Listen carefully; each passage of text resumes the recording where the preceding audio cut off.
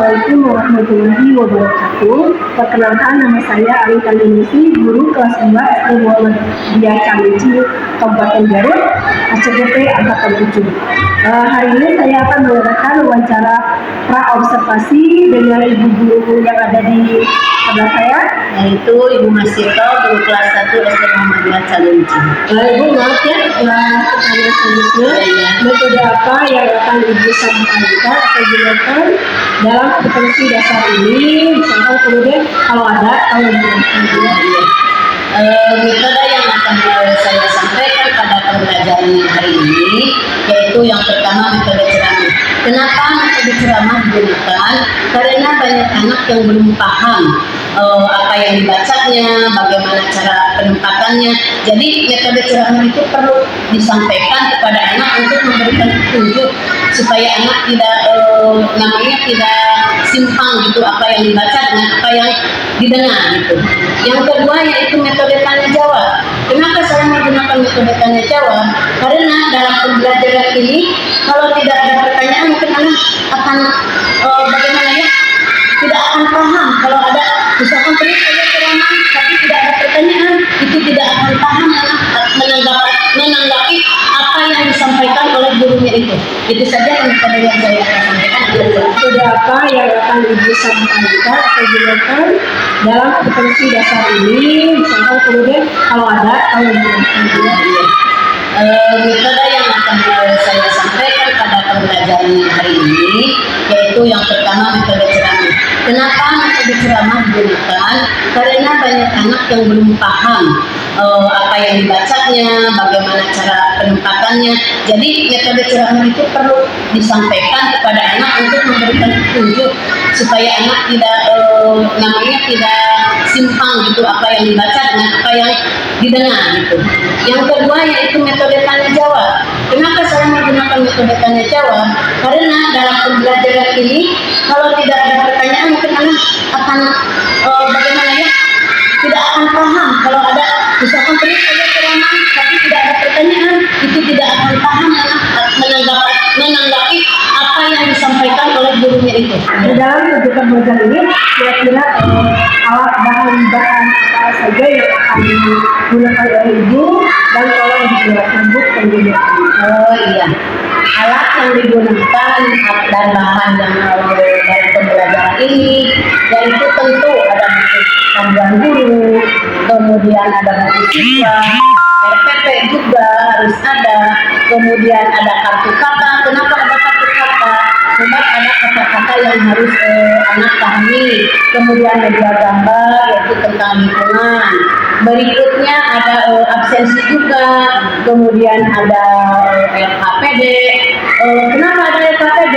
Sebab setiap akhir pembelajaran anak harus memahami apa yang dipelajari dari mulanya. Jadi dibubuhkan dalam LKPD. Kemudian setelah LKPD juga dipersiapkan ada laptop. Kenapa memakai laptop? Karena anak itu akan berbalisma kalau lihat gambar saja, tidak ada laptop, ada infocus juga. Kemudian ada HP, karena ada mungkin di sana ada suara-suara atau nyanyian-nyanyian yang digunakan menggunakan HP. Persiapan tertulis apa saja yang Ibu sudah siapkan?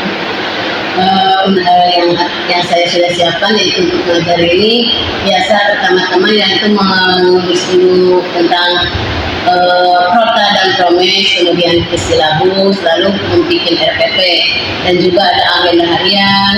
Setelah itu ada menyiapkan beberapa poin pertanyaan yang akan diberikan kepada anak, kemudian memberikan LKPD untuk anak dan juga namanya itu pengayaan dan lain sebagainya. Dalam penyampaian materi ini, sekiranya ada tidak materi yang dianggap Ibu sulit gitu. Kalau ada, tolong dijelaskan. Materi yang dianggap sulit memang ada.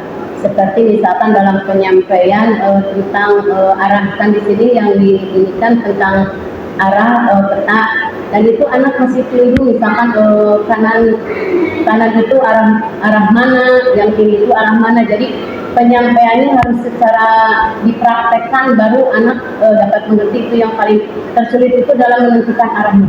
Potensi apa yang bisa dimiliki siswa setelah mengikuti pembelajaran dengan yang sesuai dengan harapan ini?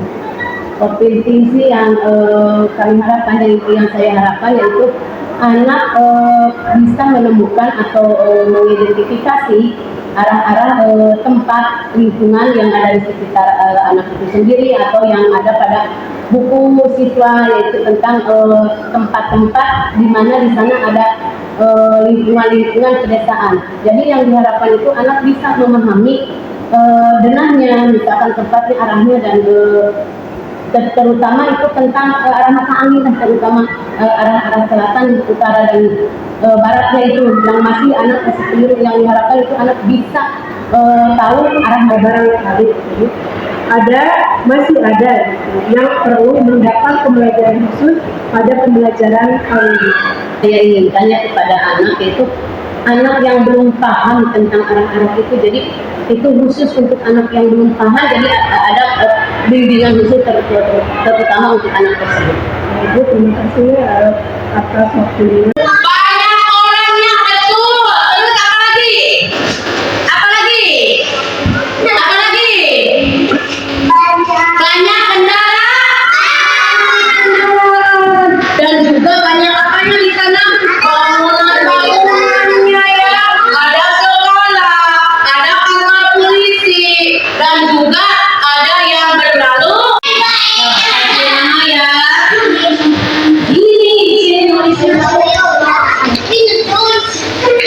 Ada gereja,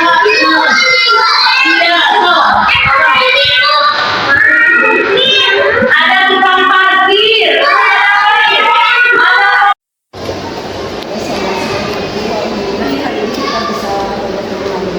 Iya, alhamdulillah baik.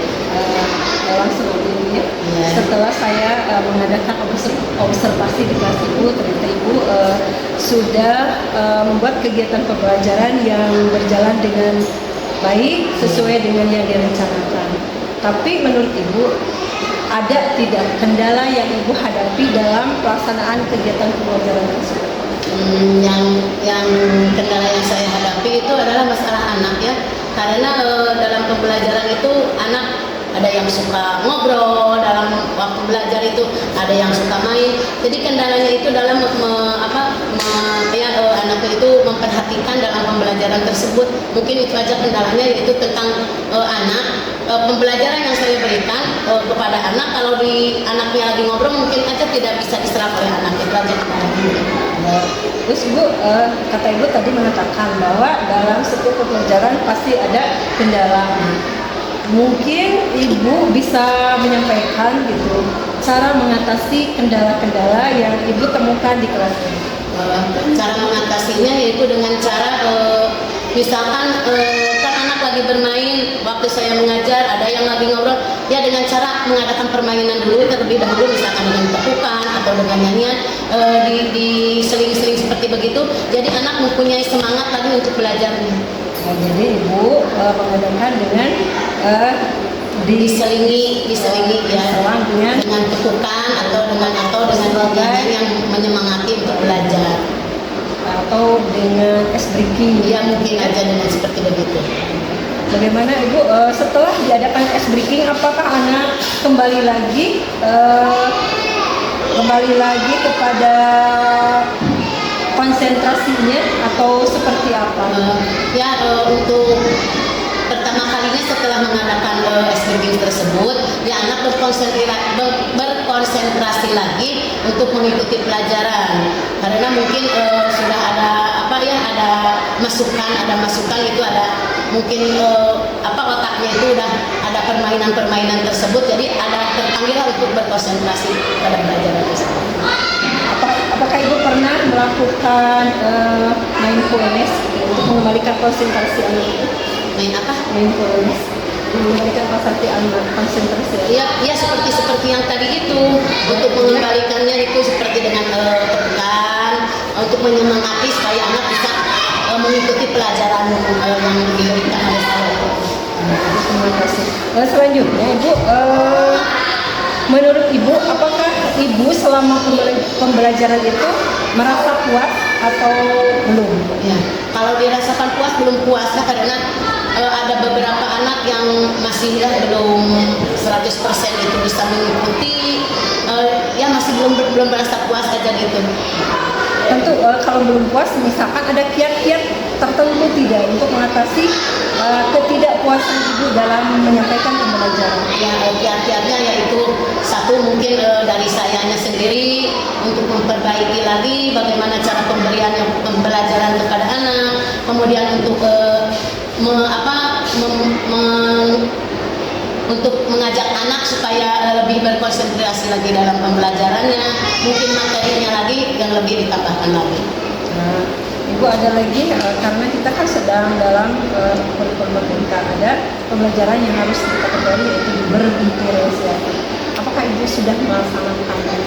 Kalau diferensiasi belum begitu melaksanakan 100%, tapi masih beberapa buah mungkin ada tambahan untuk misalkan dalam model pembelajarannya atau itu aja.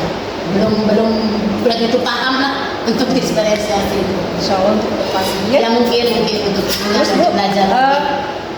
apa hal-hal positif yang telah Ibu lakukan selama proses pembelajaran? Hal positif yang saya lakukan kepada anak itu yaitu misalkan anak supaya berkata yang lebih baik lagi, mengikuti pelajaran dengan sungguh-sungguh, supaya kalau mengikuti dengan sungguh-sungguh supaya tidak ada namanya tidak jadi langsung diserap oleh anak tersebut. Kemudian dalam pembelajaran tersebut kepada anak itu saya suka sisipkan untuk selalu hormat kepada orang tua, misalnya kepada guru, kan itu juga termasuk dalam pembelajaran. Dalam kalau kurikulum mereka itu di dalam profil pelajar Pancasila yang pertama, jadi disisipkan selalu itu bertakwa kepada Tuhan Yang Maha Esa, selalu itu. Jadi disisipkanlah itu. Setelah Ibu melaksanakan kegiatan pembelajaran, tentu ada hambatan, ya, ada tantangan. Untuk kedepannya, kira-kira Ibu ada rencana pengembangan seperti apa yang akan Ibu laksanakan? Pengembangan yang akan saya laksanakan itu misalkan dalam pembuatan RPP yang mungkin harus lebih lengkap lagi, kemudian dalam media pembelajarannya juga harus lebih komplit lagi mungkin, kemudian sarana prasarana pembelajarannya juga mungkin harus ditingkatkan lagi, dalam materi penyampaiannya juga mungkin harus ditingkatkan kembali, juga dalam strategi pembelajarannya juga harus ditingkatkan kembali. Jadi tidak monoton yang itu, mungkin ada pengembangan untuk kedepannya, misalkan alat peraganya yang tadinya misalkan cuma di dalam karton, mungkin nanti kedepannya pakai Infocus atau pakai laptop gitu. Ibu, terima kasih atas waktunya. Mudah-mudahan apa yang disampaikan oleh Ibu selama praobservasi dan juga pasca observasi itu membuat saya bertambah pengetahuan dan bisa lebih baik lagi dalam kegiatan pembelajaran. Sekali lagi Ibu, terima kasih. Mohon maaf bila ada kata-kata yang tidak berkenan di hati Ibu. Senang sekali dapat berbagi Ibu, ya. Terima kasih. Ya, sama-sama. Waalaikumsalam warahmatullahi wabarakatuh.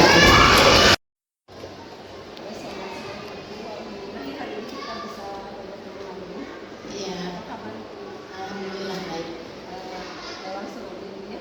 Setelah saya mengadakan observasi di kelas Ibu, ternyata Ibu sudah membuat kegiatan pembelajaran yang berjalan dengan baik sesuai dengan yang direncanakan. Tapi menurut Ibu, ada tidak kendala yang Ibu hadapi dalam pelaksanaan kegiatan pembelajaran tersebut? Yang kendala yang saya hadapi itu adalah masalah anak, ya, karena dalam pembelajaran itu anak ada yang suka ngobrol dalam waktu belajar, itu ada yang suka main. Jadi kendalanya itu dalam anak itu memperhatikan dalam pembelajaran tersebut. Mungkin itu aja kendalanya, yaitu tentang anak. Pembelajaran yang saya berikan kepada anak, kalau di anaknya lagi ngobrol mungkin aja tidak bisa diserap oleh anak itu aja. Terus Bu, kata Ibu tadi mengatakan bahwa dalam setiap pembelajaran pasti ada kendala. Mungkin Ibu bisa menyampaikan gitu cara mengatasi kendala-kendala yang Ibu temukan di kelas ini. Cara mengatasinya yaitu dengan cara misalkan kan anak lagi bermain, waktu saya mengajar ada yang lagi ngobrol, ya dengan cara mengadakan permainan dulu terlebih dahulu, misalkan dengan tepukan atau dengan nyanyian, diseling-seling seperti begitu, jadi anak mempunyai semangat lagi untuk belajarnya. Nah, jadi Ibu mengadakan dengan diselingi ya diselang dengan tepukan atau dengan nyanyian yang menyemangati untuk belajar. Atau dengan ice breaking. Ya mungkin aja dengan seperti begitu. Bagaimana Ibu setelah diadakan ice breaking, apakah anak kembali lagi kepada konsentrasinya atau seperti apa? Untuk pertama kalinya setelah mengadakan ice breaking tersebut, ya anak berkonsentrasi lagi untuk mengikuti pelajaran. Karena mungkin sudah ada masukan itu ada mungkin otaknya itu udah ada permainan tersebut, jadi ada terpanggil untuk berkonsentrasi pada pelajaran tersebut. Apakah Ibu pernah melakukan mindfulness untuk mengembalikan konsentrasi anak itu?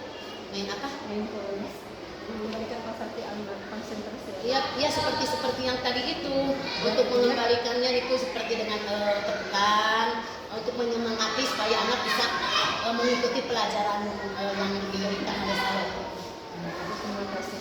Selanjutnya Ibu, menurut Ibu, apakah Ibu selama pembelajaran itu merasa puas atau belum?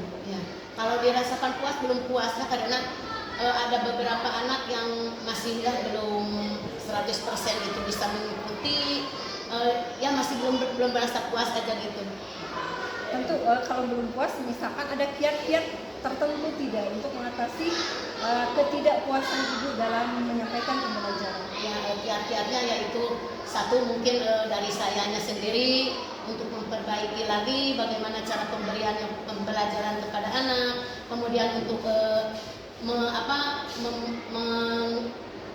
untuk mengajak anak supaya lebih berkonsentrasi lagi dalam pembelajarannya, mungkin materinya lagi yang lebih ditambahkan lagi.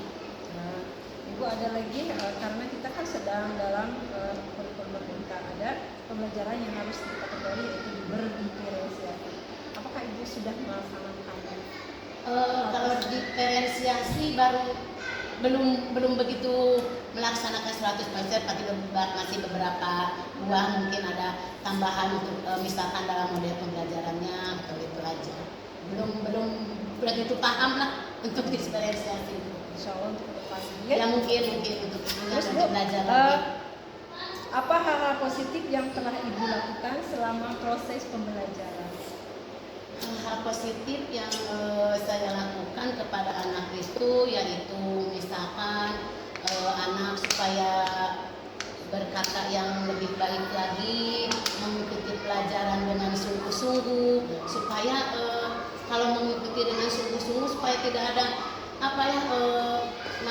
tidak jadi langsung diserap oleh anak tersebut. Kemudian dalam pembelajaran tersebut kepada anak itu saya suka sisipkan untuk selalu hormat kepada orang tua, misalnya hormat kepada guru, kan itu juga termasuk dalam pembelajaran dalam kalau kurikulum mereka itu di dalam profil pelajar Pancasila yang pertama. Jadi disisipkan selalu itu bertakwa kepada Tuhan Yang Maha Esa, selalu itu.